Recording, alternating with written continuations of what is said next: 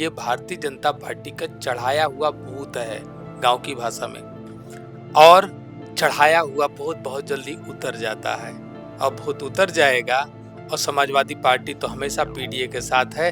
और फिर इस वक्त हमारे साथ समाजवादी पार्टी के विधानसभा में उप मुख्य सचेतक हैं और विधायक हैं आर के वर्मा जी, डॉक्टर आर के वर्मा जी हैं, इनसे ही बातचीत करूंगी। सर, इस समय धुरंधर 2 फिल्म को लेकर बहुत ही तमाम राजनीतिक प्रतिक्रियाएं जारी हैं और इस बीच में पूजा पाल जो कि समाजवादी पार्टी से विधायक रही हैं और फिलहाल अभी भाजपा के साथ नजर आती हैं और उन्होंने एक बड़ा बयान दिया है। उन्होंने कहा है कि अतीक अहमद जो था वो देश को दीमक की तरह खोखला कर रहा था और वो समाजवादी पार्टी का बहुत बड़ा फाइनेंसर था। मतलब इस तरीके का आरोप लगा रही है। मैं पूछूं कि 2022 में कोई भी राजनीतिक पार्टी पूजा जी को भाव नहीं दे रही थी, उनको टिकट नहीं दे रही थी। समाजवादी पार्टी ने ही उनका उद्धार किया। और जिस पार्टी ने टिकट देकर के उत्तर प्रदेश के विधानसभा में भेजा हो, उस पार्टी का ऋण चुकाने के बजाय राज्यसभा के चुनाव में उसी पार्टी को धोखा दिया, राजनीतिक चरित्र को गिराया।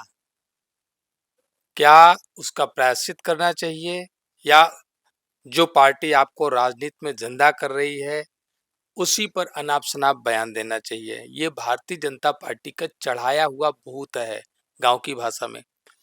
और चढ़ाया हुआ भूत बहुत जल्दी उतर जाता है।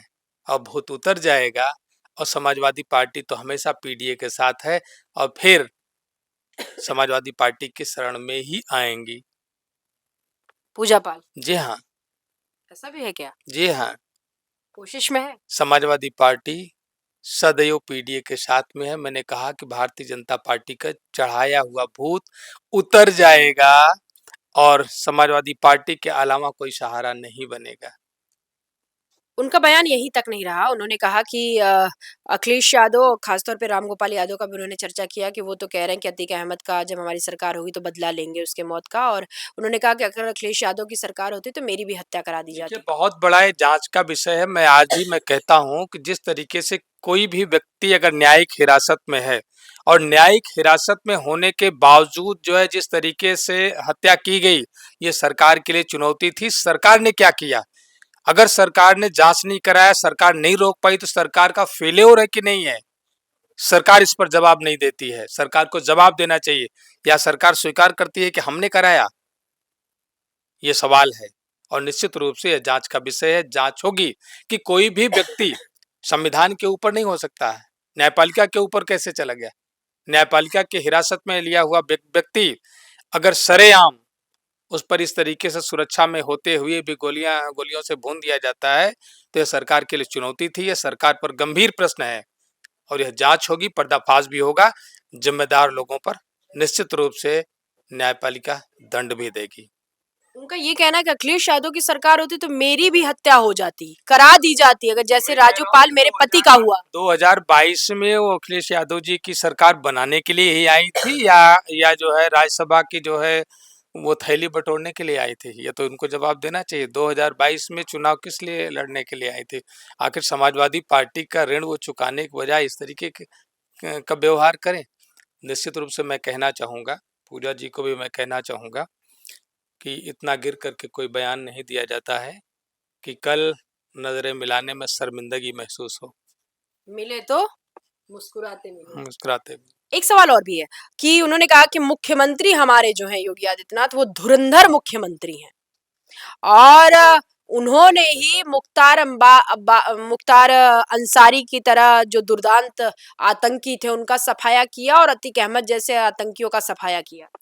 आज उत्तर प्रदेश में बड़े बड़े माफिया भारतीय जनता पार्टी की जिन मुख्यमंत्री की बात कर रहे हैं उनके संरक्षण में अपराध बोल रहा है। उनका हर जनपद में हत्या, फिरौती वसूली जा रही है।